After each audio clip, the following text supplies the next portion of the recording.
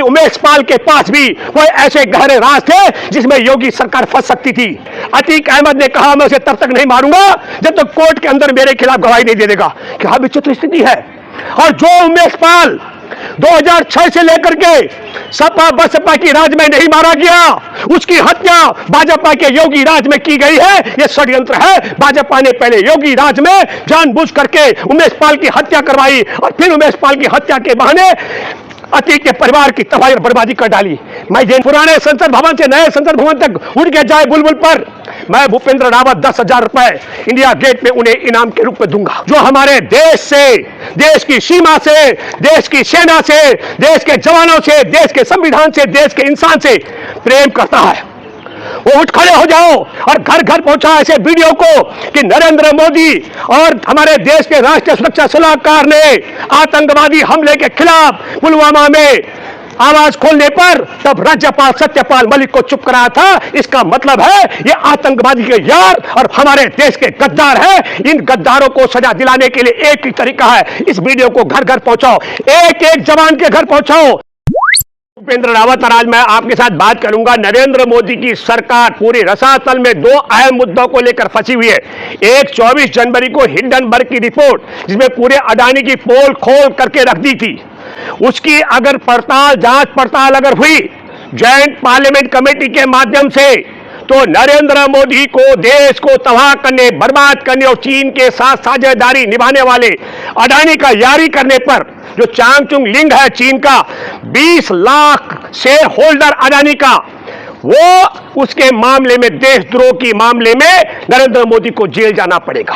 और इससे भी एक और दूसरा मसला, वो आपने देखा 14 फरवरी 2019 को चुनाव जीतने के लिए, लोकसभा चुनाव से पहले हमारे देश के 40 जवानों की हत्या कराने के लिए, मैं पुलवामा का जिक्र कर रहा हूं जहां शंकर राय चौधरी देश के जनरल रह चुके हैं, उन्होंने कहा नरेंद्र मोदी को माफी मांगनी चाहिए। और हमारे देश में 4 राज्यों के, बिहार, गोवा, जम्मू कश्मीर और मेघालय का राज्यपाल रह चुके भाजपा के वरिष्ठ नेता सत्यपाल मलिक ने कहा कि जवानों की हत्या करवाने, खुफिया एजेंसी की रिपोर्ट को खारिज करवाने, जवानों को जिंदा पहुंचाने के जहाज न देने और इस सारे घटनाक्रम में भी अगर जांच पड़ताल होती है तो नरेंद्र मोदी और नरेंद्र मोदी के साथ साथ में 2 अहम लोग जिनके पाकिस्तान से सीधे संबंध है, एक सैयद अली अब्बास है, पाकिस्तानी आतंकवादियों का फाइनेंसर, वो हमारे देश के राष्ट्रीय सुरक्षा सलाहकार अजीत डोभाल के बेटे का पार्टनर है।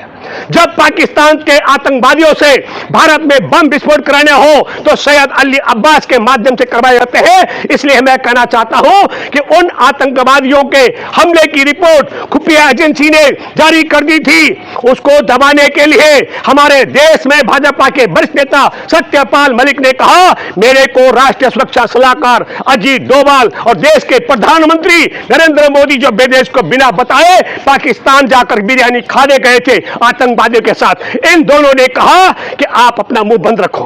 अगर जांच पड़ताल होती है और तब मैं कहना चाहता हूं इस पूरे पुलवामा के 40 जवानों की हत्या के मामले से ध्यान भटकाने के लिए जिस तरीके से अतीक और उसके परिवार को तबाह कर दिया गया, उनकी हत्या कर दी गई, मैं ये नहीं, मेरा कोई संपत्ति नहीं है अतीक के साथ, लेकिन मैं 2 मुद्दों पर जांच की बात आज करना चाहता हूं। सुप्रीम कोर्ट में बैठे जजों को हमारे देश के अंदर संविधान लोकतंत्र की हिफाजत के लिए आगे आना चाहिए। इसकी जांच का तरीका क्या हो।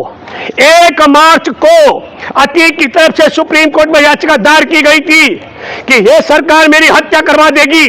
28 दिन तक सुप्रीम कोर्ट ने उस याचिका को दबा के रखा और 28 दिन बाद खारिज क्यों किया गया। इसलिए जांच होनी चाहिए कि सुप्रीम कोर्ट में 28 दिन तक जिसका जान जाने का भय हो, ऐसी याचिका पर सुनवाई न करने का कारण क्या था। और जांच होनी चाहिए महत्वपूर्ण कि इसी कड़ी में कि जांच कौन करेगा। अभी ये तवायफ आ रही है, हत्यारे कह रहे हैं हम बड़ा डॉन बनने के लिए मार दिए अतीक और अतीक के भाई अशरफ को। मैं आपके माध्यम से यह कहना चाहता हूं उन्होंने गोलियां चलाई होंगी बड़ा डॉन बनने के लिए, लेकिन फिर जांच होनी चाहिए कि वो पिस्टल कहां से आई थी, वो पिस्टल चलाने की छूट किसने दी। इन तमाम प्रक्रियाओं पर मैं पहले भी बोल चुका हूं और मैं दावे के साथ में कह सकता हूं कि उनको हत्या करने की छूट उसी व्यवस्था ने दी। वो डॉन बनना चाहते थे, एक मामला है, लेकिन गैर कानूनी तरीके से दोनों को एक ही हथकड़ी में बांध करके वो मरवाने का षड्यंत्र किसने किया? या तो उसको दो तीन फायदे हो सकते हैं। एक, पुलवामा के मामले में सत्यपाल मलिक ने जो पोल खोल की थी और हमारे देश के जनरल रह चुके शंकर राय चौधरी ने जिस प्रकार माफी मांगने के लिए मोदी को कहा, इससे पूरा ध्यान भटकाने के लिए और पुलवामा की घटना से ध्यान भटकाने का फायदा मोदी को होता है, अमित शाह को, योगी सरकार और भाजपा सरकार को होता है। इसका मतलब हुआ अतीक की हत्या करवाने में इनका हाथ है। दूसरी महत्वपूर्ण बात, उसका बहुत बड़ा आर्थिक साम्राज्य है, बताया जा रहा है हजारों करोड़ रुपए का, और उसका पार्टनर है नंदी, वो मंत्री है आदित्यनाथ की सरकार में। उस आर्थिक साम्राज्य पर कब्जाने का षड्यंत्र है, वो आर्थिक लाभ भी भाजपाई लोगों को होने वाला है। ये दूसरी महत्वपूर्ण बात है। और तीसरी महत्वपूर्ण बात है, मैं आपके माध्यम से फिर एक सवाल करता हूं। 2005 में राजू पाल की हत्या हुई थी, विधायक की, बसपा विधायक की, और उसका मेन गवाह था उमेश पाल, और 2006 में अतीक अहमद ने उसका अपहरण करवाया था। और 2006 से लेकर के अतीक अहमद ने कहा मैं उसे तब तक नहीं मारूंगा जब तक कोर्ट के अंदर मेरे खिलाफ गवाही नहीं दे देगा। क्या विचित्र स्थिति है। और जो उमेश पाल 2006 से लेकर के सपा बसपा की राज में नहीं मारा गया, उसकी हत्या भाजपा के योगी राज में की गई है। यह षड्यंत्र है। भाजपा ने पहले योगी राज में जानबूझ करके उमेश पाल की हत्या करवाई और फिर उमेश पाल की हत्या के बहाने अतीक के परिवार की तबाही और बर्बादी कर डाली। मैं ये नहीं कह रहा कि हत्याकांड में तो उनके बेटे को बताया जा रहा है ना, वो संलिप्त है। क्या कह रहे हैं? असद जो था वो उमेश पाल हत्याकांड। बिल्कुल भाई मैं कह रहा हूं, हम आपको बताना चाहते हैं उमेश पाल की हत्या निर्भीक होकर के गोली और बंदूकों के माध्यम से की गई, चाहे वो असद ने की, कोई भाई नहीं था। इसका मतलब है कि सत्ता में बैठा कोई ऐसी ताकत थी जिसने कहा बेटा मार डाल उमेश पाल को, क्योंकि उमेश पाल के पास भी कोई ऐसे गहरे राज थे जिसमें योगी सरकार फंस सकती थी। और इसीलिए जानबूझ करके पहले असद से उसकी हत्या करवाई और फिर असद की आड़ में पूरे अतीक के परिवार को निपटाने की। मैं कहना चाहता हूं उसके मासूम बच्चे भी जेल में है, उसकी पत्नी को भी इनकाउंटर करने का षड्यंत्र चल रहा है। इसलिए मैं आपके माध्यम से एक बात फिर कहना चाहता हूं, अतीक की हत्या भी, अतीक के भाई की हत्या भी, अशरफ की हत्या भी, मैं फिर एक बात कहना चाहता हूं वापस, 28 मार्च को सुप्रीम कोर्ट याचिका खारिज करता है अतीक की, और 28 मार्च को याचिका खारिज होने के बाद 15 दिन का टाइम तय करता है, पुलिस का अधिकारी कहता है अशरफ तुम्हारे को मिटाया जाएगा। और ठीक 15 दिन क्रोनोलॉजी समझिए, जिस दिन सत्यपाल मलिक का ये इंटरव्यू होता है वो द वायर के लिए, करण थापर वरिष्ठ पत्रकार करते हैं, उसी दिन असद को निपटाया जाता है। ताकि क्रोनोलॉजी को समझो, जो सत्यपाल मलिक का इंटरव्यू है वो टीवी में चले, उससे पहले ध्यान भटकाने के लिए असद की हत्या करवा दी।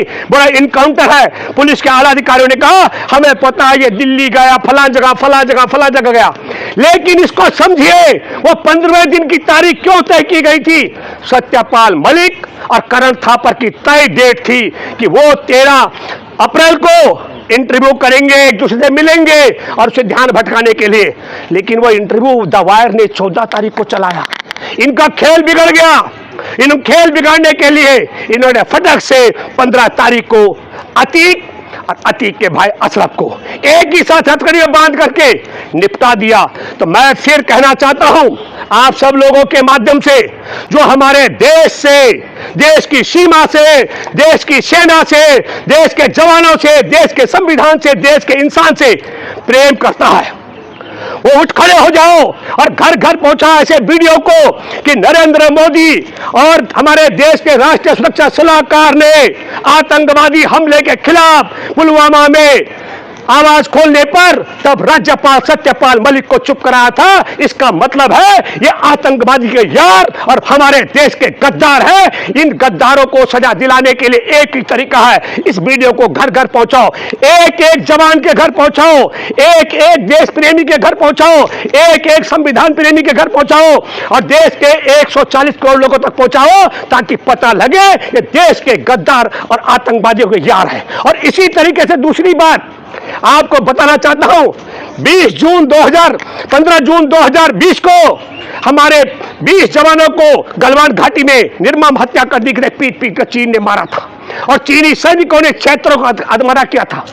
तब हमारे देश के प्रधानमंत्री ने कहा था न कोई घुसा है न घुसाया न हमारी सीमा पर किसी का कब्जा है। यह बात भी झूठ बोली गई और इसकी तह में क्या है, देशवासियों से फिर कहा गया कि साहब हमने ऐप्स बंद कर दिए, लेकिन चांग चुंग लिंग है जो हमारे देश के प्रधानमंत्री का यार है अडानी, वह अडानी का साझेदार है। चांग चुंग लिंग 20 लाख शेयर होल्डर का मालिक है। हमारे देश का एयरपोर्ट अडानी को, हमारे देश का बंदरगाह अडानी को, हमारे देश का रेल अडानी को, और अडानी के माध्यम से चीन की साझेदारी हो रही है। और फिर मैं कहना चाहता हूं आपसे, अतीक के हत्यारे कह रहे हैं हम बड़ा डॉन बनना चाहते थे, लेकिन तुर्की की पिस्टल कहां से आई? हम पूछना चाहते हैं उनको इतनी हिम्मत कहां से आई हत्या करके निहत्या खड़े हो रहे हो? वो 3 अलग अलग कासगंज, बांदा और अमीरपुर के 3 अलग अलग जगह के, उन्हें किसने मिलाया, उनको ट्रेनिंग किसने दी? इन सारी चीजों की तह में जाने के लिए मैं फिर आपको कहना चाहता हूं, इसकी जांच पड़ताल सुप्रीम कोर्ट में बैठे जजों को करनी चाहिए। वो कह रहे हैं बाहुबली, और मैं मानता हूं क्योंकि हमारे देश के अंदर जब आजादी की जंग चल रही थी गोरों के खिलाफ, तब इनका एक स्वघोषित वीर सावरकर वो बुलबुल में बैठ के जेल से बाहर आता था, तो जिनका गुरु बुलबुल में बैठ के बाहर आ सकता है, जब उनका राज हो तो उन हत्यारों को कुछ भी किसी भी तरह से मोटिवेट कर सकते हैं। इसलिए मैं आपसे कहना चाहता हूं, देश की आर्थिक तबाही, देश के जवानों को मरवाने वाले, देश के बंदरगाह से लेकर रेल और देश के हवाई अड्डों पर चीन का कब्जा कराने वाले देश के गद्दारों को बेनकाब करने के लिए आप सब लोगों को ये हिंदू मुसलमान का झुंझुना जो पकड़ा रहे उससे ध्यान भटकाना चाहिए, षड्यंत्र है। और मैं फिर कहना चाहता हूं, मैं आपके माध्यम से कहना चाहता हूं, आरएसएस भाजपा को अपने बाप की औलाद है, बुलबुल के ऊपर बैठ के दिखा दे। जो नई संसद भवन बन रहा है, पुराने संसद भवन से नए संसद भवन तक उठ के जाए बुलबुल पर, मैं भूपेंद्र रावत 10,000 रुपए इंडिया गेट में उन्हें इनाम के रूप में दूंगा। आप सोचिए ये कितना सा बुलबुल पे, जब सावरकर जेल से बाहर आता था भारत भ्रमण के लिए, जो इतना बड़ा झूठ बोलते हो, वो गलवान घाटी के विषय में, अतीक की हत्या कराने के विषय में, हमारे देश के एक एक संपत्ति को अदानी के माध्यम से चीन के कब्जे में कराने के लिए और जवानों की हत्या कराने के लिए कितना झूठ बोलते होंगे, इसकी तह तक भी आपको जाना चाहिए।